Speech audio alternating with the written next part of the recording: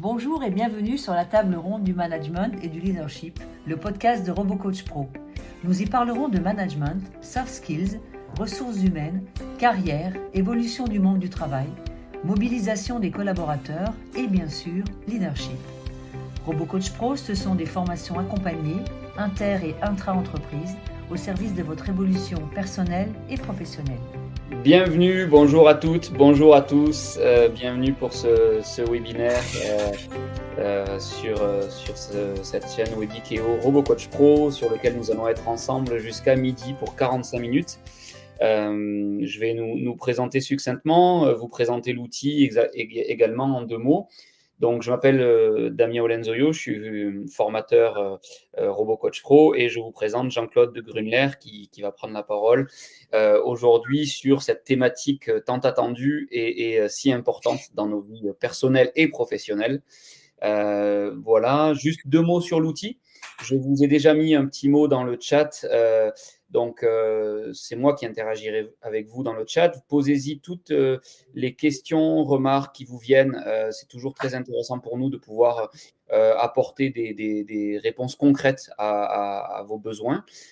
Si jamais, nous sommes nombreux aujourd'hui, donc si jamais vous voyez que certaines de vos questions ou remarques, eh bien, tout simplement, nous n'avons pas eu le temps de les aborder, ne vous inquiétez pas. Nous vous donnerons le lien de notre page LinkedIn sur laquelle nous répondons après à la suite du webinaire. Nous faisons des publications pour répondre justement à ces questions et retours que vous nous faites. Jean-Claude, je te donne la parole.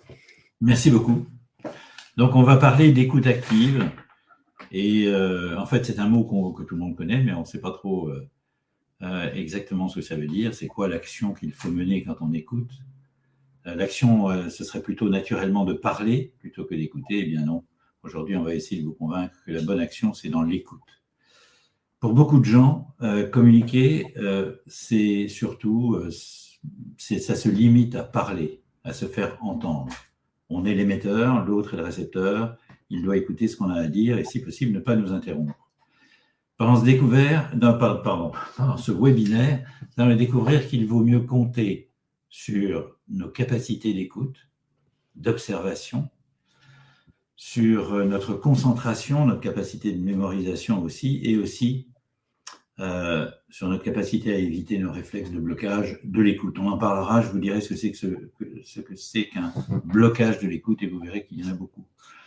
En réalité, l'écoute devrait représenter 80% de notre communication. Ça vous semble beaucoup, mais vous allez voir à quel point c'est précieux et comment finalement nos arguments les plus forts ne sont pas de ce qu'on dit, dans ce qu'on dit, mais dans ce qu'on a entendu. Décidément, ce matin, j'ai un petit souci de diction. Damien et moi, on va essayer de vous convaincre d'un truc, c'est adopter cette idée, écouter l'autre, c'est augmenter ses chances de se faire entendre. Ça sonne absurde un peu quand je le dis là, mais écouter l'autre, c'est augmenter ses chances de se faire entendre. Vous pensez que peut-être pour se faire entendre, pour écouter, il suffit de se taire. Vous allez voir que c'est pas si facile parce que non seulement se taire, c'est notre bouche qui parle, mais en même temps que notre bouche qui parle, il y a dans notre tête une petite voix qui nous parle, qui nous fait finir les phrases de l'autre avant qu'elles soient terminées et qui nous lance dans une réponse plutôt que dans une continuation de l'écoute. On va voir les situations dans lesquelles c'est possible de faire ça, c'est pas très risqué, mais il y a aussi des situations dans lesquelles c'est un petit peu dangereux parce que ça casse un peu le rythme, ça empêche de trouver la bonne longueur d'onde avec l'autre. Et donc, dans un premier temps, ce qu'on va se dire, c'est il faut écouter, c'est-à-dire se taire avec nos mots, cesser de faire du bruit avec la bouche, comme disent certains, et aussi cesser d'écouter cette petite voix intérieure pour se concentrer sur ce que l'autre nous dit. Je vous ai parlé tout à l'heure de concentration et de mémorisation. Souvent, c'est là que ça se passe. Et la difficulté que nous avons à changer notre façon d'écouter, à essayer de continuer à parler, c'est que nous avons des réflexes bien en place, des habitudes. Vous le verrez, il y a des choses qu'on dit, du genre arrête de me couper la parole, laisse-moi finir mes phrases, etc. Toutes ces choses-là montrent bien que nous avons du travail à faire pour changer notre façon d'écouter. parce qu'il va falloir remplacer ces réflexes-là par d'autres qui vont être beaucoup plus orientés dans l'écoute et dans l'attitude que nous allons prendre pendant que nous écoutons quelqu'un. Damien, est-ce que tu as… Justement, je vais rebondir tout de suite à ce que tu dis. Ça, je pense qu'en théorie, tout le monde en a conscience et le sait plus ou moins. Notamment la dernière partie, je pense que sur l'importance que prend l'écoute, pour le coup, je pense que beaucoup de monde ne s'en doute pas. Et justement, la question qui me vient par rapport à cette dernière partie, sur le fait qu'on puisse adopter des attitudes un peu contre-productives, comment on peut faire pour rester dans cette qualité d'écoute quand parfois, en fait, quand tout va bien, c'est facile, mais quand ce que dit l'autre va nous énerver, nous fatigue, nous agace, quand il vient nous ressasser quelque chose pour lequel on lui a répondu déjà 3 ou 4 fois, ou qu'on a déjà donné la réponse, mais qui semble ne pas l'entendre, ne pas l'écouter, comment on fait à ce moment-là, ou simplement que nous, on a des enjeux aussi, tout simplement, hein, même sans parler d'être dans l'émotion ou dans l'affectif, mais qu'on a des enjeux et que ce qu'il nous dit ne va pas du tout dans notre sens et peut provoquer du stress ou de l'anxiété. Comment on fait à ce moment-là pour rester dans l'écoute ? Alors, il y a 2 types de situations, on va dire, dans lesquelles il faut écouter. Une situation dans laquelle il faut surtout écouter, parce que c'est l'autre qui nous parle. Par exemple, comme dans le service après-vente, les gens qui font ce métier reçoivent des coups de fil pas très sympathiques dans lesquels ils se font engueuler parce que l'objet est arrivé cassé ou parce qu'on avait dit que ça marcherait, mais finalement ça ne marche pas. Et donc, ça, c'est une posture d'écoute qui est assez difficile, mais qui s'apprend. Et c'est un modèle, je l'appelle le modèle de service après-vente, que peut-être tout le monde pourrait adopter dans les situations où il faut écouter quelqu'un, un hiérarchique, un client, un collègue, peu importe. Quand il faut vraiment écouter l'autre, qui a un gros sac à vider, il faut être capable de l'écouter sans rien dire, sans envoyer trop de messages, en restant concentré. Et j'ai presque envie de vous dire, en essayant au contraire, l'encourager à vider son sac, à nous dire tout ce qu'il a sur la patate, de façon à ce que, petit à petit, la tension qu'il a en lui retombe. D'accord ? Chaque fois que vous dites à quelqu'un, s'il vous dit « mais ça marche pas ton truc, tu m'avais dit que ça marcherait », et là vous lui dites « mais si ça marche, c'est parce que tu ne sais pas faire », chaque fois que vous rétorquez à l'autre qui se plaint de quelque chose ou qui a quelque chose à dire, en fait, vous l'alimentez en énergie, vous faites remonter son énergie et il va continuer de plus belle et de plus en plus longtemps. Si vous arrivez à vous taire et que vous le laissez vider son sac, alors je vous signale en passant que c'est vrai dans toutes les situations de la vie, y compris à la maison, quand vous laissez l'autre se vider, finalement vous lui faites du bien. Simplement vous l'encouragez. Oui, j'entends ce que tu dis. Oui, je ne peux pas nier ça, c'est vrai. Dès que vous acceptez un petit peu sa colère, finalement, elle se vide. Et les spécialistes de ce mode d'écoute vont jusqu'à la fin amener l'autre à dire « Bon, je me rends compte que je vous ai beaucoup chargé, je vous ai reproché énormément de choses, je sais que ce n'est pas de votre faute à vous. » Et quand il est à ce moment-là où finalement il se repent un peu de tout ce qu'il a dit d'insanité et de méchanceté, on sait qu'on a préparé un terrain dans lequel il va être capable d'échanger avec nous. D'accord ? Donc ça, c'est le premier mode d'écoute, j'ai envie de dire. Laissez l'autre vider son sac, écoutez, c'est pas grave, vous corrigerez plus tard. L'autre posture d'écoute, c'est quand on parle, mais que l'autre rétorque éventuellement, il n'est peut-être pas tout à fait d'accord avec ce qu'on dit, on parlera tout à l'heure beaucoup plus de l'objection, par exemple, eh bien, être capable d'entendre ce qu'il nous dit. D'accord ? Et là, j'ai un petit conseil à vous donner, c'est que lorsqu'on écoute l'autre, on a tendance à se concentrer sur ce qui ne nous plaît pas et qu'on pense qu'il va falloir corriger à un moment donné. Si vous vous concentrez là-dessus, vous êtes dans on va dire une attitude qui n'est pas extrêmement positive, qui est peut-être un peu défensive et qui risque de devenir un peu offensive. Donc, je vous propose de vous concentrer plutôt sur ce qui peut vous convenir, sur ce que vous pouvez accepter dans le discours de l'autre. D'abord, ça vous rendra plus joyeux, d'accord ? Et puis, il vaut mieux parler de ce qui va bien. Bien sûr, vous allez me dire, mais alors, qu'est-ce qu'on fait avec ce qui ne va pas ? Eh bien, une fois qu'on a mis l'autre, encore une fois, dans une situation où il n'y a pas d'opposition objective, eh bien, l'autre se calme quelque part aussi et on est beaucoup plus en situation de trouver éventuellement un terrain d'entente ou quelque chose qui ressemble à une conversation, on va dire, d'accord ? Quand vous regardez la télé et que vous voyez des politiques de partis différents, ils ne sont évidemment pas d'accord entre eux, vous noterez à quel point on va vite dans la confrontation. On quitte très vite le mode de la conversation, c'est parce que on réagit uniquement à ce qui ne nous plaît pas chez l'autre. Certains très habiles vont aller chercher justement, je dois dire que je suis assez d'accord avec vous sur cette partie-là. En revanche, sur l'autre, pourquoi ? Parce que on a parlé dans d'autres webinaires un petit peu de la loi de la réciprocité. Quand vous ouvrez une porte à l'autre, d'abord il la franchit, et ensuite à son tour, il en ouvrira probablement.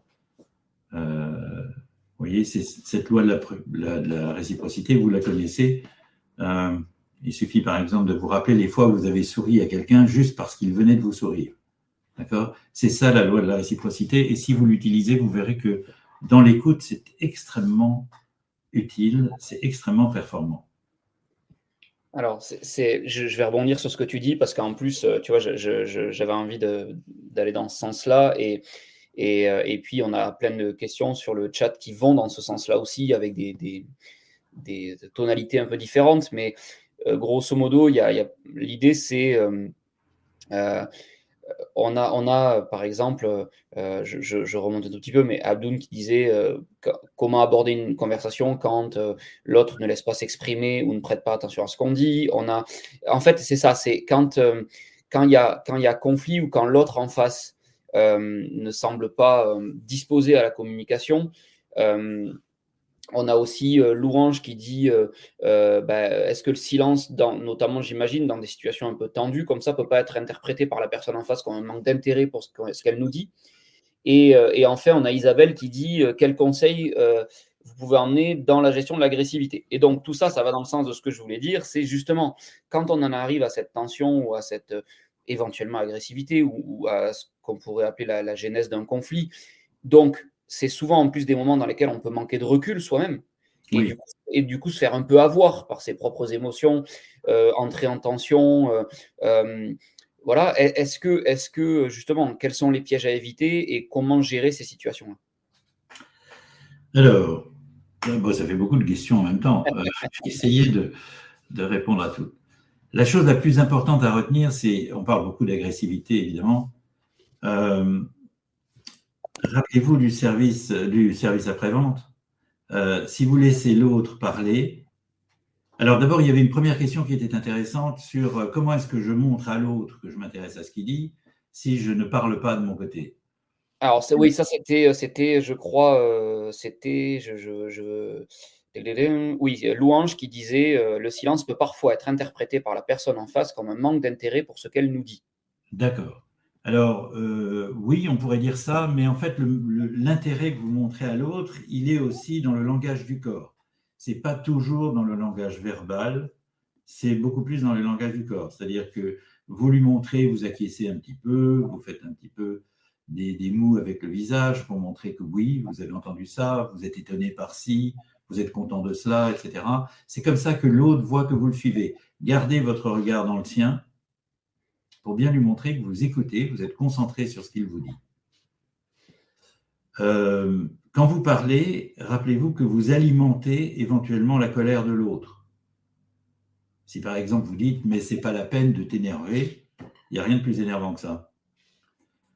Donc, essayez d'éviter justement les mots comme ça et continuez à regarder l'autre, lui planter vos yeux dans son regard, de sorte qu'il sache que vous êtes vraiment avec lui. Ça lui suffit et dites-vous, je vais le laisser vider son sac. C'est vous qui contrôlez la situation. Lui, il a l'impression qu'il la contrôle parce qu'il parle fort, parce qu'il vous agresse, parce qu'il se dit peut-être qu'en ce moment, vous avez les dents qui claquent ou les genoux qui cognent parce que vous avez peur.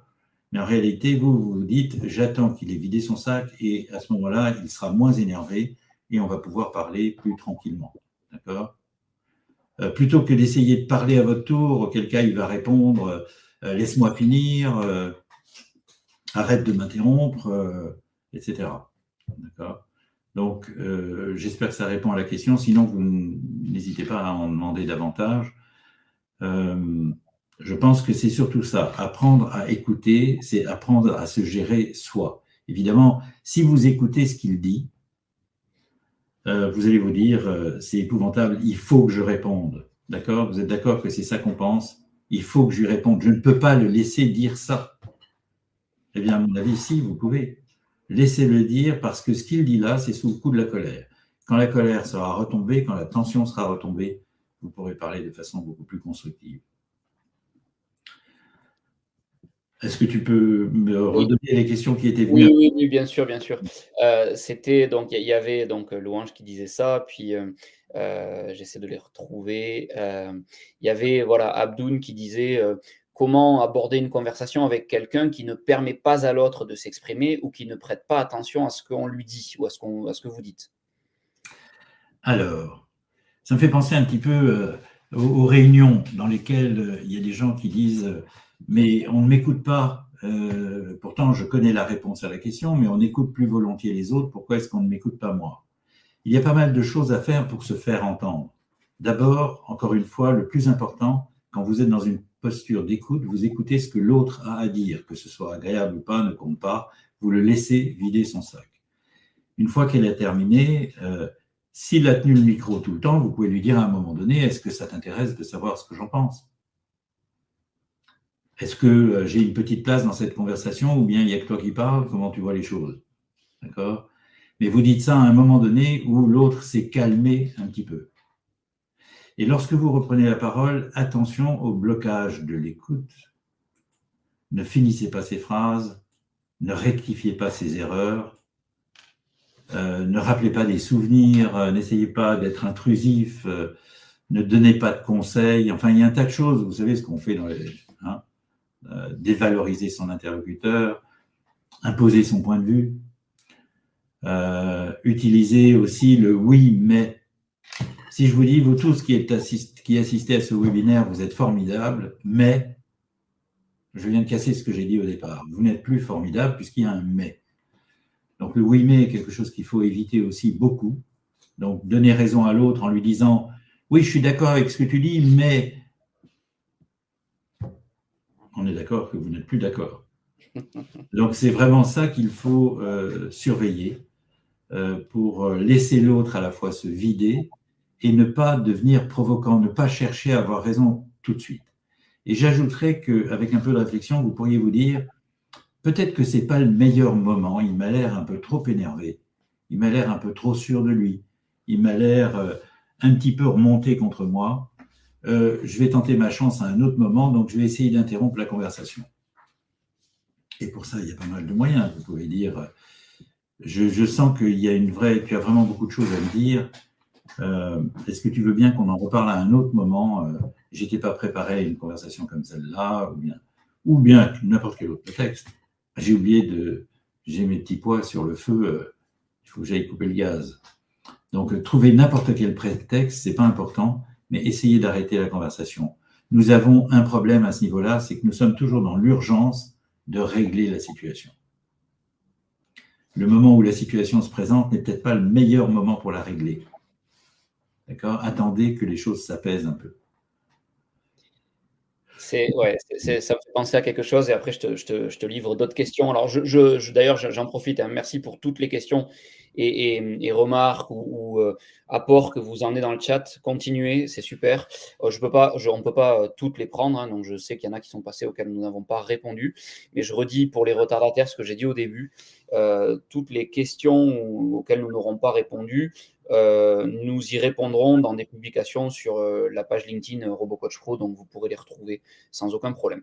Je prends une question qui nous amène un tout petit peu sur un autre sujet, mais qui est très intéressante. L'écoute active ne concerne pas que les personnes en dialogue qui se coupent la parole.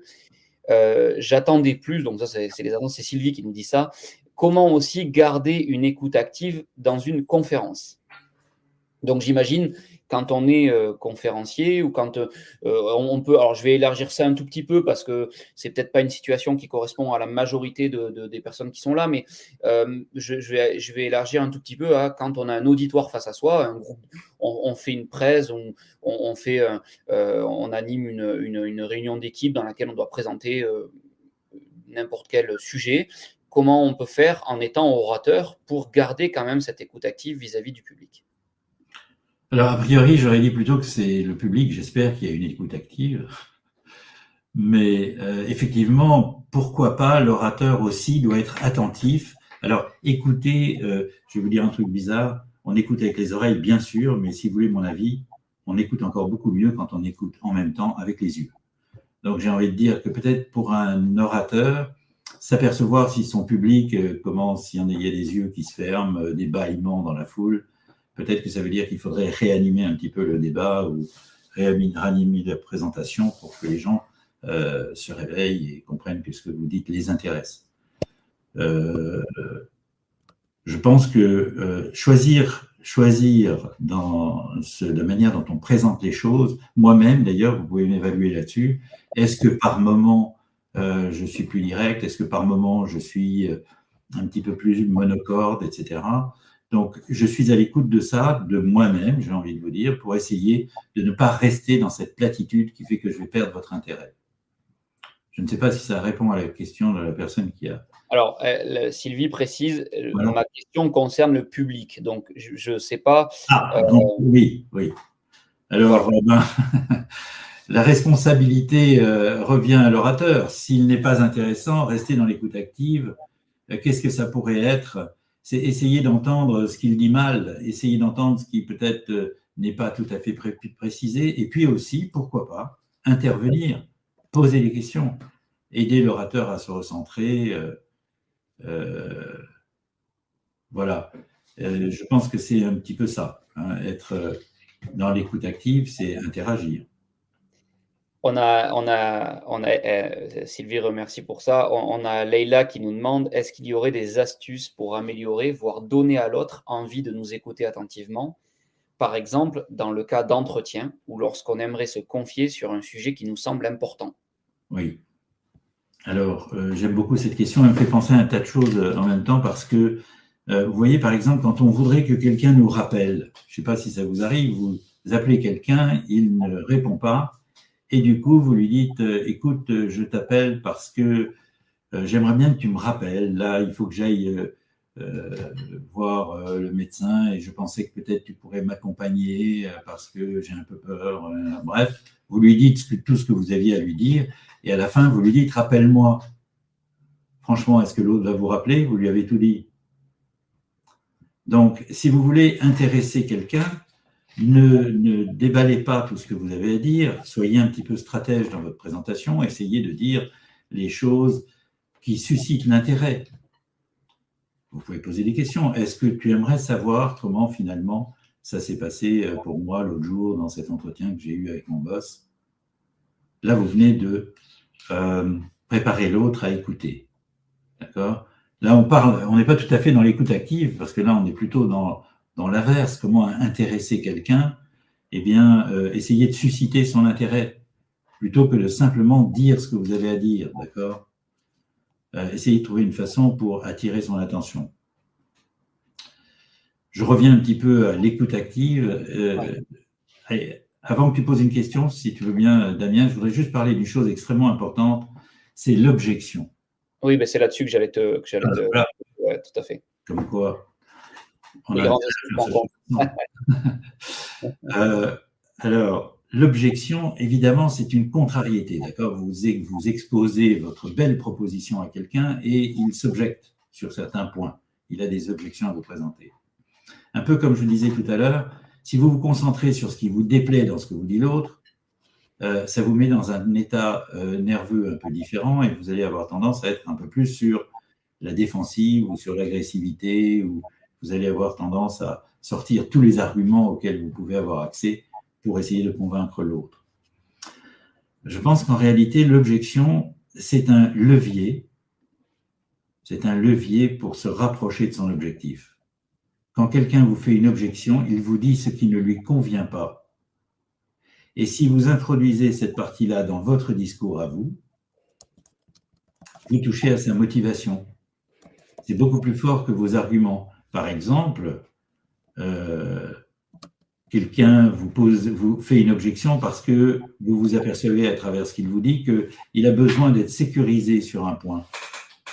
Eh bien, il vient de vous rendre service. Sécurisez-le. Si vous écoutez tranquillement l'objection, vous aurez tout à fait la liberté d'esprit, vous êtes libre, vous êtes disponible pour lui dire pour lui parler de l'aspect sécuritaire qui l'inquiète. Si c'est le côté de l'argent, par exemple dans votre proposition, voilà. Plutôt que de sortir des arguments pour forcer le passage et obliger l'autre à trouver que ce que vous lui dites est formidable, essayez plutôt de l'écouter et d'entendre dans ce qu'il vous dit ce dont il aimerait que vous lui parliez. D'accord ?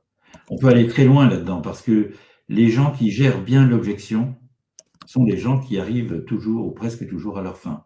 D'accord ? Donc l'objection, commencez par la prendre comme quelque chose de positif parce qu'elle est un renseignement précieux pour vous. Et si vous savez bien l'écouter, vous arriverez à la retourner comme un argument positif pour votre interlocuteur.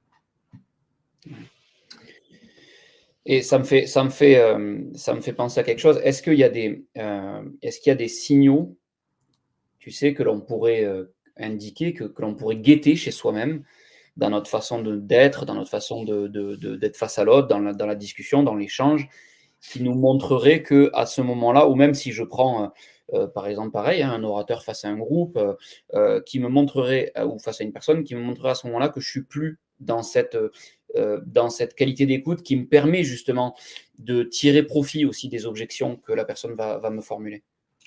Alors, très bonne question, parce que dès qu'il y a des signes chez nous, en fait, c'est vrai, on pourrait remarquer, dès l'instant où j'ai envie de dire à l'autre, tu ne m'écoutes pas, c'est que je ne suis plus moi-même dans l'écoute. Parce que si je lui dis tu ne m'écoutes pas, ça veut dire que lui, il me parle. Et donc, c'est vraiment le moment de me mettre dans l'écoute et attendre que l'autre ait fini de parler. Hein, vous connaissez, on dit toujours arrête de m'interrompre, ne me coupe pas la parole, laisse-moi te répondre, laisse-moi finir mes phrases. Je ne sais pas tout ce qu'on dit à ce niveau-là, mais on est assez énervé. Et bien entendu, ça veut dire qu'on n'est plus dans l'écoute du tout. On a besoin d'abord de dire. D'accord ? Ça, c'est un signe. Je pense que ça nous arrive dès qu'il y a une situation où on est un petit peu, non pas en conflit, mais où il y a un argument, il y a des arguments très forts des deux côtés, on a tendance à ressentir un petit peu le besoin de dire « mais laisse-moi parler ». Dès que vous ressentez ça, dites à vous-même « non, laisse-moi l'écouter ». D'accord ? La petite voix intérieure, vous lui dites « laisse-moi l'écouter ». D'accord ? Nous avons trop tendance à écouter pour répondre. On est plus dans la riposte que dans l'écoute. Donc, il faut essayer de se mettre en situation d'écoute, faire taire un petit peu notre besoin de répondre et dire si ce qu'il dit ne me convient pas, eh bien, à la fin, je lui ferai ma proposition. Hein ? Voilà. Si vous n'êtes pas apaisé vous-même, vous ne pouvez pas apaiser l'autre. D'accord ? Si vous êtes énervé par une objection, il sera énervé par votre réponse. Oui, tout à fait. C'est ce qu'on appelle la longueur d'onde, pardon. Non, je voulais pas te couper. C'est que ça me fait penser à une question qui a été posée juste plus haut, parce que c'est souvent un problème que l'on rencontre dans la gestion de projet, quand on est team leader ou quand on est manager, parfois de le prendre comme une remise en question personnelle et du coup de se braquer et de se raidir un peu dans ces postures-là qui sont contre-productives. Et on avait Cécile, j'ai retrouvé un tout petit peu plus haut, qui nous demandait justement quelle formation pourrions-nous conseiller à un manager qui a une communication trop frontale ? Eh bien, excellente question. Il y en a plusieurs, mais la première qui me vient à l'esprit, c'est adapter son mode de communication. En réalité, quand vous parlez à quelqu'un, il faut vous adapter un petit peu à lui, déjà à son état nerveux, à son besoin de vous convaincre, à son besoin d'avoir raison. Méfiez-vous de ça, on a tous besoin d'avoir raison, certains plus que d'autres. Donc, toutes ces petites choses qu'on va sentir chez l'autre, ça nous permet aussi de modérer un peu notre ardeur et de lui laisser peut-être un petit peu plus de place. Est-ce que ça répond à la question? Je pense, je vais laisser Cécile nous dire si ça répondait à sa question ou pas. Je n'ai pas encore son retour. Je pense, en tout cas, c'est comme ça que j'ai interprété la question, effectivement. Et du coup, ça m'en fait venir une autre qui rejoint une question qui a été posée, pareil, il y a quelques instants.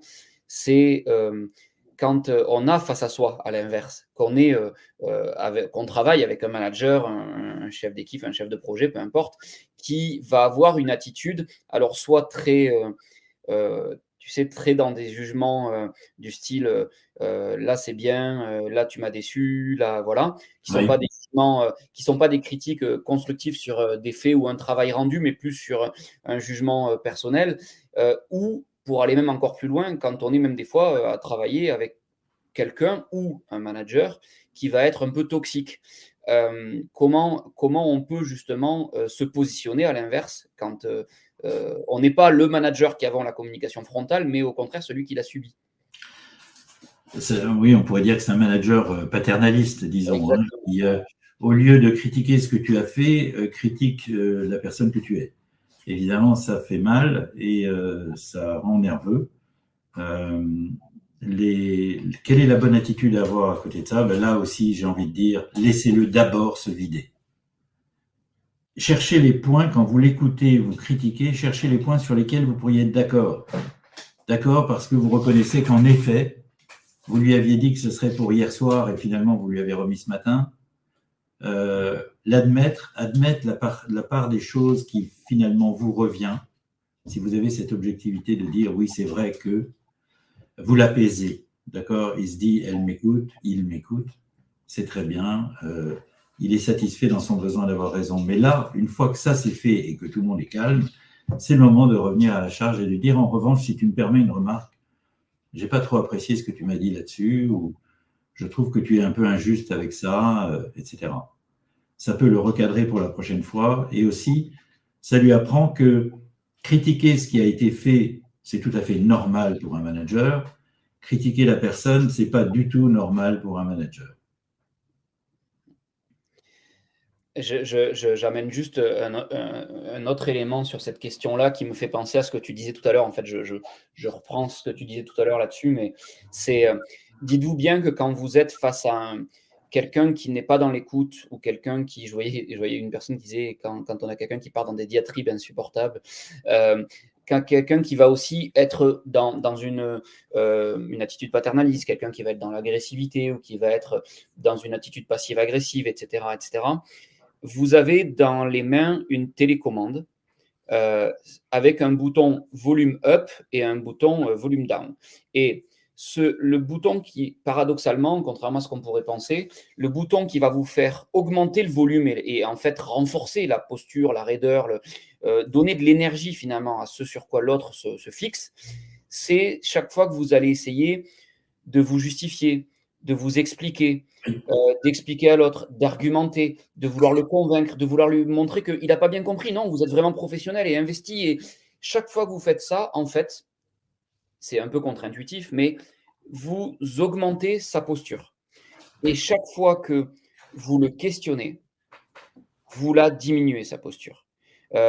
Chaque fois que vous le questionnez, vous lui redonnez du temps de parole et vous lui montrez, pour rebondir sur ce que disait Jean-Claude tout à l'heure, que vous êtes prêt à le laisser vous influencer, vous êtes prêt à l'écouter.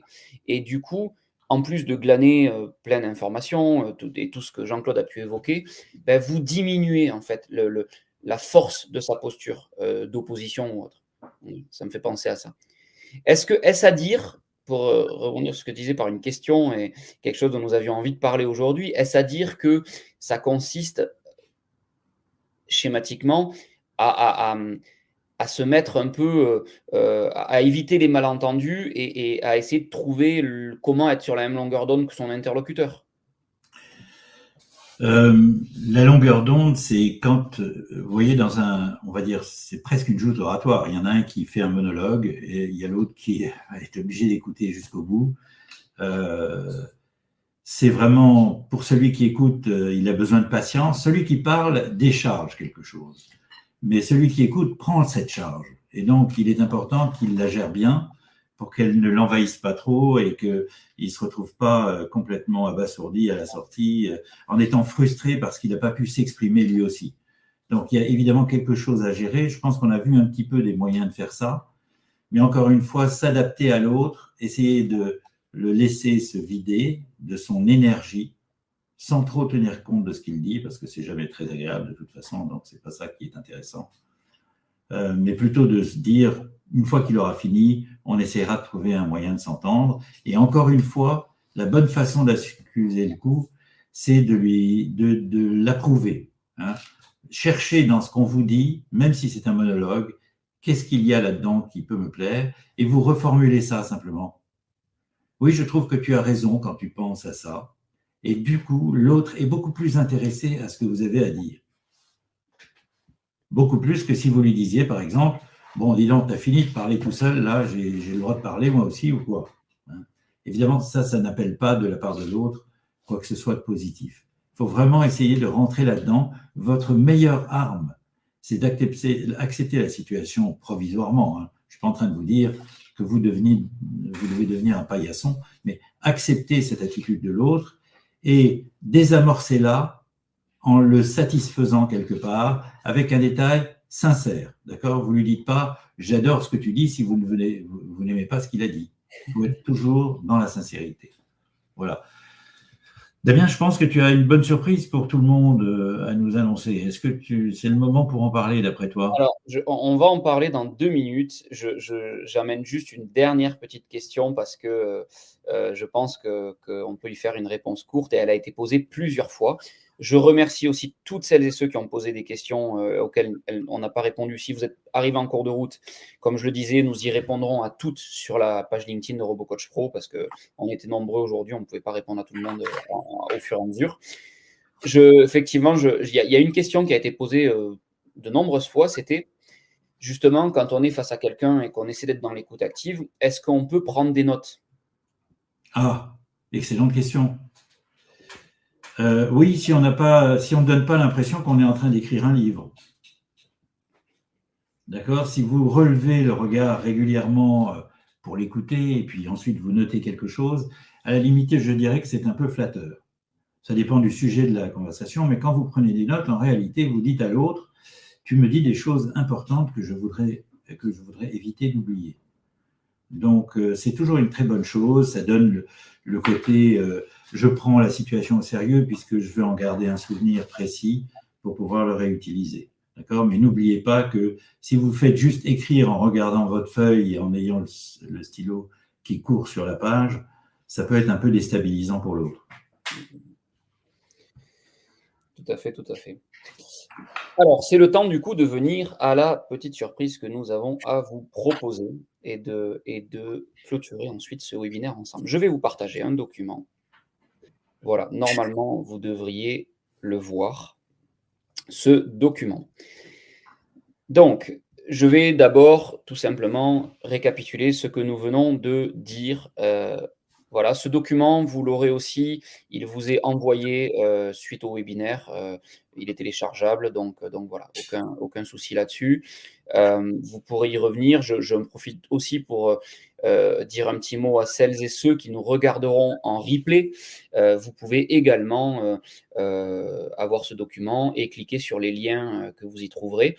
Donc, si nous résumons ce que nous avons abordé ensemble sur l'écoute active, les 4 points fondamentaux importants, c'est la première chose, si je veux pouvoir influencer mon interlocuteur, c'est d'être capable de le laisser m'influencer. C'est fondamental, plus que la qualité de l'argumentaire ou autre, c'est d'abord qu'il puisse sentir qu'il peut m'influencer pour que je puisse ensuite l'influencer. La deuxième chose, c'est il faut bien différencier, reformuler, après avoir questionné et laisser finir mon interlocuteur, ou finir ses phrases en partant d'une posture qui va finalement le couper dans ce qu'il voulait dire, voire des fois me priver d'une info parce que je peux mal anticiper ce qu'il allait dire. Le troisième point qui est important, c'est dans son discours, éviter à tout prix de tiquer, de rebondir sur ce qui vous gêne ou ce qui ne vous va pas parce que vous allez renforcer ça. Et au contraire, abonder, rebondissez, valorisez saisissez au vol tout ce qui va dans votre sens. Le 4e point, c'est en fait une personne qui vous dit une objection, c'est une personne ou des objections. Paradoxalement, c'est une personne qui a déjà décidé que ce que vous lui proposez lui plaît.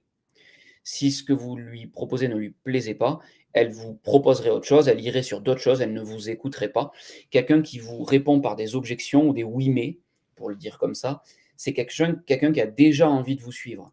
Simplement, cette personne-là, elle vous donne toute une liste de checkpoints à passer qui vont la rassurer sur le fait qu'elle a raison de vouloir croire en votre idée, que les risques auxquels elle pense, vous y avez pensé ou vous allez les analyser.